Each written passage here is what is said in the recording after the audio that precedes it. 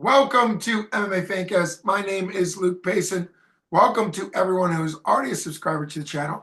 If you're not already a subscriber, please subscribe to the YouTube channel so you can see more interviews like this one, including my upcoming guest on the show, who I believe is either the most often guest on the show or tied with the champ, Ethan the Wolverine Goss. They've gone back and forth. Always happy to have on the show the General, Justin, the General Patton. Justin, welcome back. What's up, bro? Doing very well. Always good to have you on the show. We're down to a few weeks to go before Brawl in the Burgh 28 on April 26th for 247 Fighting Championships, where both you and Ethan, as I just mentioned, will be fighting. So always great anytime you guys are on the card together. Let's jump into it. You are on a 4-fight win streak. 2 of those out of the 4 came by the way of stoppage, including the most recent rear naked choke win. How have things been with you since you got back in the cage? You have 1 no contest in that 4, so it's actually 5 fights, but a 4-fight win streak. And you shared on this show how much it meant to kind of get over that, that last outcome with the no contest and get a great rear naked choke win. So what's it been like for you training and just where you are getting ready for this fight after coming off that Elijah Harris big time win? I just been right back to work, I recently started strength conditioning with Yager Performance, and I feel like he elevated my game to the next level, like getting me ready for that next level. You know what I mean? I'm excited to show in this fight. I feel stronger, faster, more athletic, like an actual athlete before. I did strength conditioning before with Dave Sachs for a little bit, and I felt good when I was doing it with him. And then my last couple of fights, I really wasn't able to do it as much. So I'm excited to get back to it in this like next level of training. Yager Performance, excellent coach. He has a lot of D1 prospect football players that he trains. So we're in there, me and Carly go in there at 6 in the morning, sometimes for a couple hours, usually for a couple hours.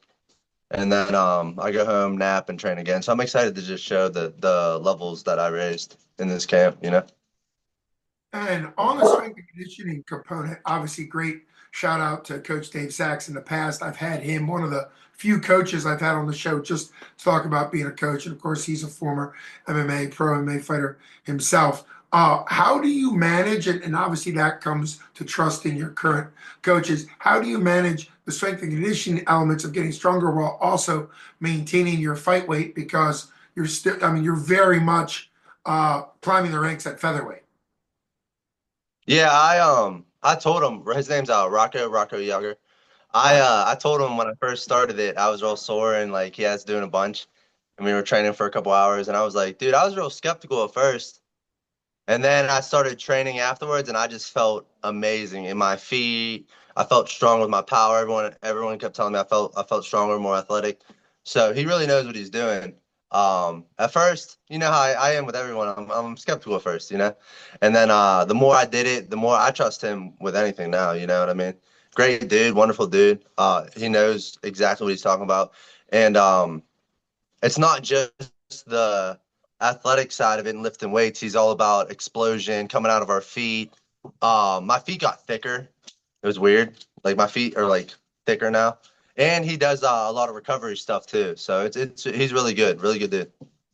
I would imagine if your feet got thicker, he's having you do a lot of strength and conditioning barefoot. Is that part of it? Because you fight barefoot. It's not a sport where you could train with necessarily on. It's not football or something like that. Yeah. Sorry, my thoughts. They see me talking, they want to come hang out. You never have to apologize about thoughts. We do a lot of I know they're fighting now. We do a lot of our athletic like explosion stuff barefoot, and then we put shoes on for our lifts and stuff just so we don't break our feet. Sure. But yeah, we do a lot of our stuff barefoot. A lot of ankle strength because my ankles are weak sometimes. You know what I mean? So yeah, very good dude. the functional side of strength and conditioning for a specific sport is big time, and obviously that's fairly fantastic. You're making all that progress. Let's get to the fact that after the last several fights, I've had the pleasure of interviewing you after all of your pro fight wins, I believe. A real honor to me, and I. It's just always great to get in the cage with you. But you've been saying for the last several times, obviously the most recent time coming back in off that little bit of that injury time off, and then you're putting Elijah Harris away such an impressive way. You've been talking about the UFC, or I guess any big time promotion, but the UFC.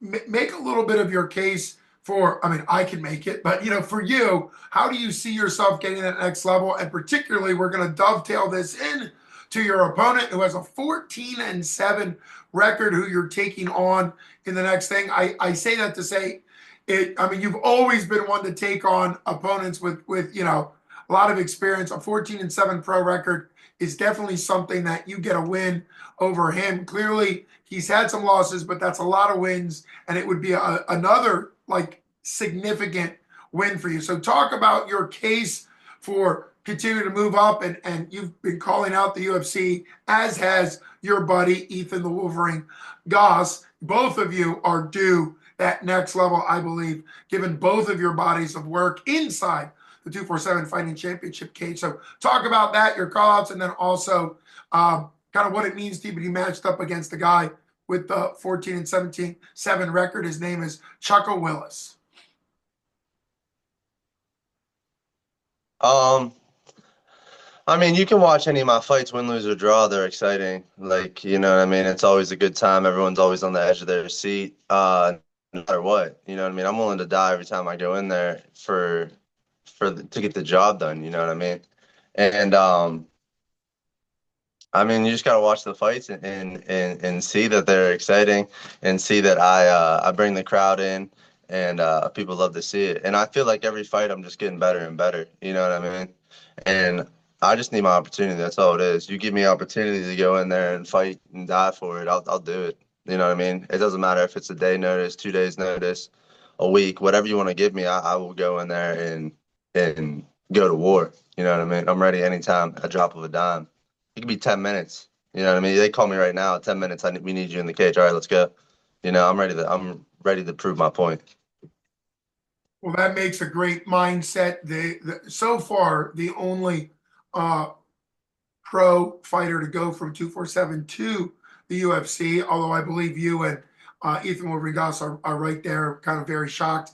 Above it is Conor the Death Star Worthy, who made his debut after a big win, a title defense win over Adam Ward years ago.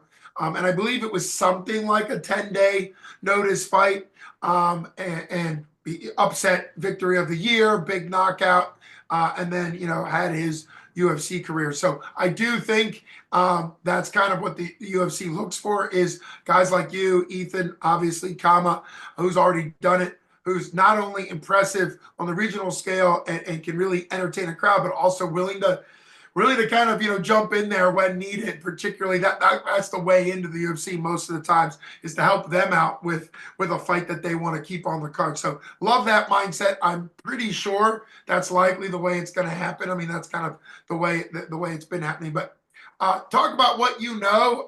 We talked a little bit off camera before we started recording. What do you know about Chuka Willis, and how does your understanding of your opponent really show your fighter's mindset? I'll leave it like that because you can take it any way you want. What do you know about your opponent, and how does you accepting a fight against him, or really any other opponent, show the Justin the General Patton mindset? My coaches told me I'm fighting him, so I'm fighting him. It's not. There's no. I let Isaac and Chris and look at the film. They said, tell me I'm fighting him. They tell me how to beat him. We go in there and we do work, I know he's a veteran. He got, 21 pro fights. 2 of them were for Bellator. He's good athlete. But that's basically it. I know he's good. I just want to show him how good I am, how great I am, how great God is. So we'll show. Well, amen to your reference. You're wearing a shirt that says "Thank God," and you always start with first and foremost. I think is how you start every interview with me. And I've learned now, because I used to come with a first question several fights ago. I'd start off with a question about, something related to the fight. And you'd say, first off, and you'd give glory to Lord Jesus Christ, which is the most important. Now, I don't even ask a question. I make sure that I play by the general's rules when I get in there with you. But I do think, you train at the Mad Factory, you have incredible coaches, and just having incredible coaches isn't enough, because the way the fighter responds to the incredible coaches is what matters, right? And obviously, the Mad Factory has some great legacy and those type things, but the way somebody interacts with coaching is what matters the most. And I love the fact that you have that fighter's fight mindset, that you don't really worry that much about your opponent, particularly once your coaches say this is who you're fighting, you're like, you're in. How cool is it? I guess cool, but like, how fun is it for you and your coaches to have that, confidential? You're not going to share it on today's program, but that behind the scenes nuts and bolts. How are we going to beat this guy? Like, obviously training, you love training, but what's it like for the mental piece for you and Coach Isaac Greeley and others to really break down the game plan for victory? And does that kind of get you excited when you're actually in a fight camp?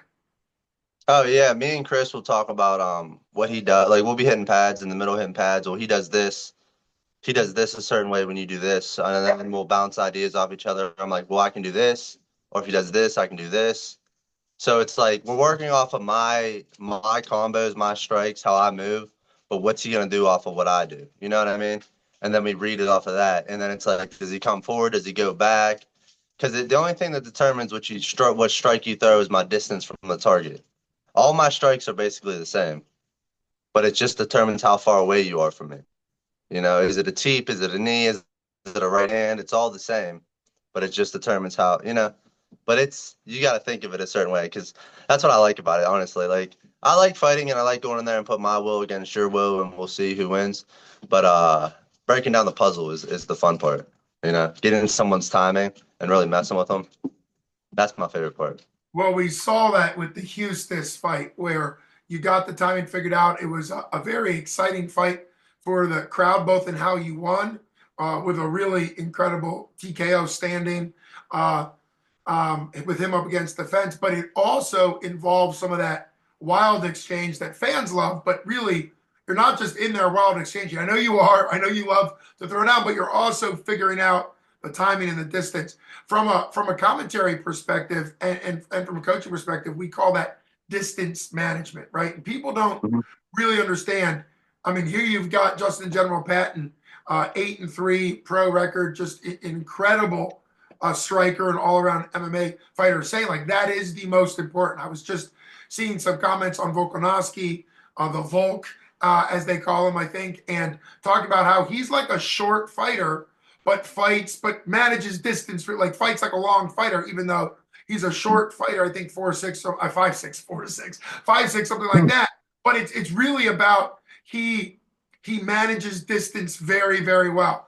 Obviously, you are sort of a long rangey fighter for your weight class, and at the same time, managing distance is so important. So, from the prediction side, you've been known to give some predictions. You've been known to get excited about calling your shot, that type of stuff. So what's your prediction going to be April 26th? Brawl in the Burgh 28 for 247 Fighting Championship.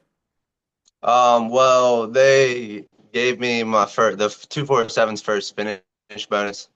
So if I finish, when I finish, Chuka Willis, by any means necessary. Whether it's a sub, TKO, anything, any way possible. We'll figure out the puzzle and we'll break it down. I mean, you were getting finishes before it was even part of your bonus, right? You were getting finishes. Now that so that is cool. I mean, obviously, I've got nothing but love and respect for Ryan Middleton, the owner of 247, Hunter Homostack, the GM, and what they're doing. And I know you've been signed to an exclusive contract with them.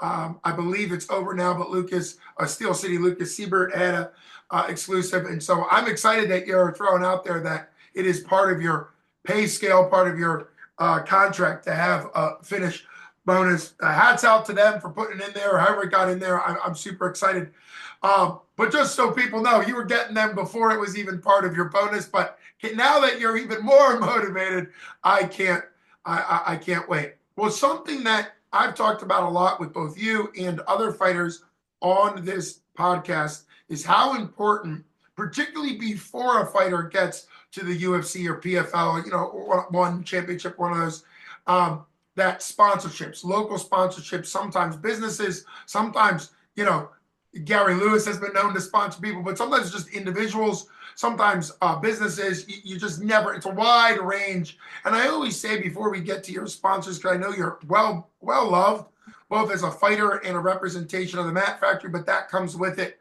People wanting to put their business in line with you, as far as sponsorships go. But I always tell people, when you hear a fighter that you like, amateur, pro, whatever, talk about sponsorships. When you go to that, whatever that business is, make sure you tell them that you heard that they sponsor Justin and General Patton, that you're super excited that they sponsor Justin. That's kind of why you're at whatever the business is. I think sometimes people don't realize that loop is really important. Closing that loop is very important. So that way sponsors of know that you're representing them very well. So let's talk about your love of people that are able to sponsor you and how much that means for you where you are in your career.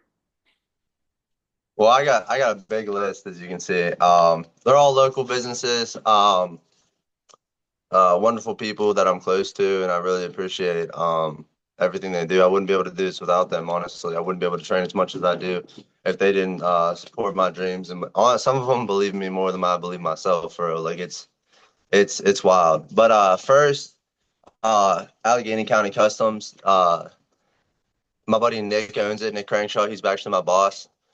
He's not stronger than me, no matter what he tells you. He's not stronger than me. I do not care what he says. He tells everyone he's stronger than me. He's not.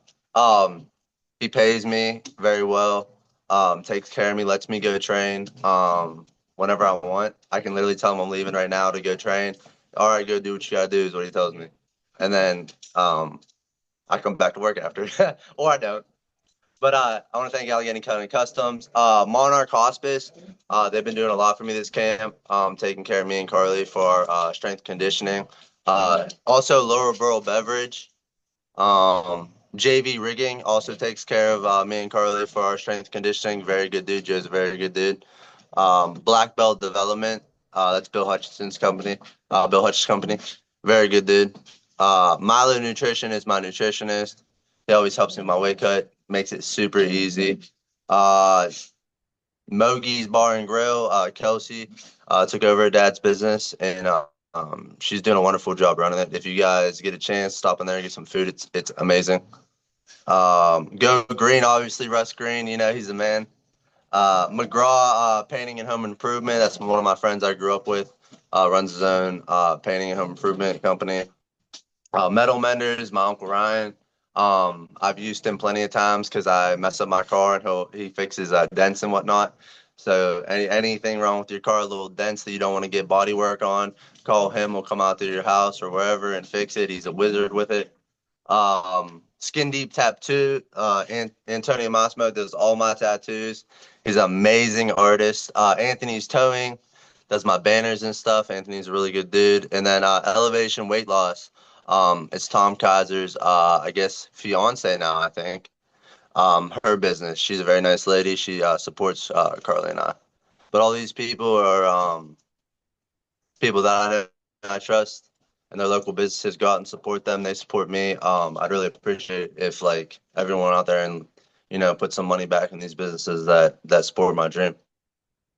Yeah, well said. That's an incredible list. It's also cool to see all the ways you're related, all the ways you have connections to these businesses, through various things. Shout out to Tom Kaiser, an absolute monster of a pro fighter, in his own. Right. I can't wait to see him fight again in the future. It's always spectacular having you on the show. I mean, it's just so great. 247 Fighting Championships, it just continues to get better and better. You and everyone who's ever fought for them. But of course, I think of kind of the first OG in Death Star Worthy, but then also you and Ethan. I'd say the three of you, as far as pros to really put two 247, as far as a lot of entertainment. Now we've got, people that have started amateur, and even your last amateur fight was with 247. So you might have been one of the first people to fight as an amateur. Yeah. So that's Shout out Cam Allgaier. I He know. changed my life. What He a made me stud. start wrestling. What a stud. What a stud. Hey, I tell Ethan every time I see him, I say, tell Cam, I said, thank you. He changed my life. It was a Cam is good the loss man. that I needed. I think right now Cam isn't fighting. I think I'm he hasn't been around for a while. He came back at some point to fight Lucas Siebert, and I think he's whatever he's doing in his life. We wish him the best, whether it's MMA, Yeah, I whatever. do, for real. Because obviously he helped you, and it's kind of fun. I mean, you now represent the Mat Factory, which is like dominant in wrestling, but it took fighting a guy who had an incredible game plan, and I think even Lucas the Sniper Siebert with his Division I wrestling from WU really leveled up when he fought Cam Allgaier, and I know he said that that at the time was a huge fight and a huge level up. So great shout out. One day when you're retired, and I guess I'll be an even older man, when you're retired after your UFC reign and career and all that, we'll have you go down and kind of like Mighty Mouse now does. Mighty Mouse has a YouTube channel where he breaks down like every fight he's ever done. It's really cool. I think it's Mighty Mouse Gaming because he's known as a professional gamer. But shout out to him. He's done some great breakdowns from some of his fights, including having Triple C on his show to like go through their fight together because now they're buddies after their 2 fights for titles. But anyhow, always incredible having you and or Carly Joe. Coach Carly Joe is awesome. Is always great to have on the show as well. Would never want to pick a favorite between the two of you. Always wonderful having you on. Can't wait to see it. People need to get their tickets now. 247 Fighting Championships Brawl in the Burgh 28. They're down to the last couple tickets. I know that because they've been posting the layout, the seating layout. So you need to get tickets from Justin or from somebody from the Mat Factory or from 247 Fighting Championships or 247fighting.com. Give Justin credit. Or if you're seeing this from out of the area and you can't make the fight, then download 247 Live. It's a fantastic app on any smart device, and you can get the pay-per-view through there. So really always great to have you on the show. Can't wait to see it. April 26th, Brawl in the Burgh 28 for 247 Fighting Championship. My name as always, unless my mom's calling me my twin brother's name, but my name as always is Luke Basin with special guest of the show, Justin, the General Patton. Thanks so much for coming on the show, brother. Thank you, bro. God bless. God bless you too. And happy early day to everybody. Everyone have a good time. Bye-bye. Yeah.